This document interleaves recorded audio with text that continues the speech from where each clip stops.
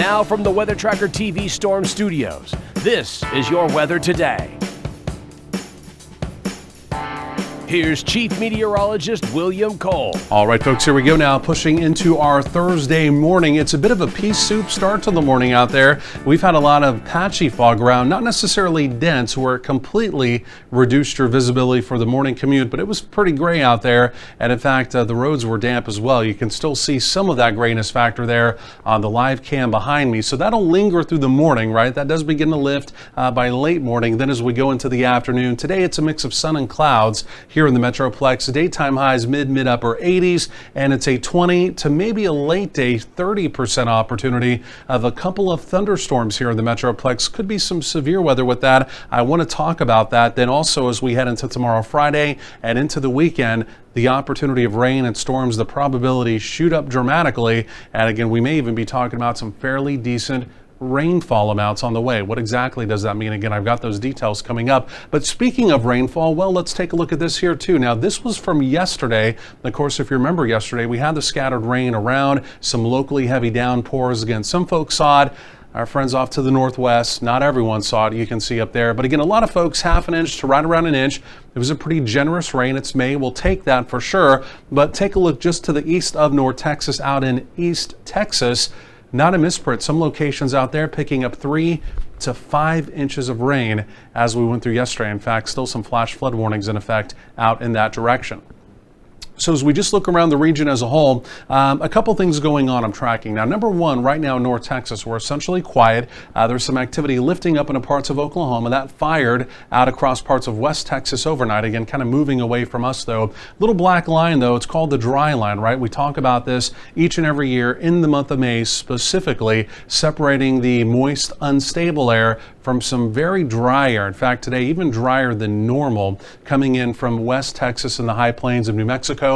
So that's going to come into our western counties. It's going to set up shop by late afternoon. And the kicker to this now, the real key to this forecast going forward for today, it's this area spin. You can see that there. And this is a big, deep storm trough currently moving through parts of, well, northern New Mexico into parts of Colorado. That's going to be coming out as we go through the day. But the deal is it's pretty well removed off to the north. And the way it looks right now, that's going to be a higher end of opportunity of severe weather up in Oklahoma, with an enhanced risk of severe weather up there. But again, take a look at this. We even have kind of trailing off of that an opportunity potentially of severe weather even here in North Texas. For us, it's a little more conditional because it's not a guarantee today, right? It's not a guarantee we even have a storm form, but if we were to have a storm, 2 storms, 3 storms, 4 storms form, they would go up and fairly quickly, and they would go up severe, right? And the main concern would be an opportunity of large hail up to the size of golf balls, but there's also this low end tornado probability as well, right? That's the other thing we would have to watch with any activity, again, if, and that's the big question mark, if any storms form again later this afternoon. So what's the model doing, right? You can see the model eroding the cloud cover as we go through the afternoon, number one. So a mix of sun and cloud this afternoon. But by late afternoon, take a look right there. Again, if you blink, you miss it. This will change every hour, but the model now kind of beginning to give us a few signals.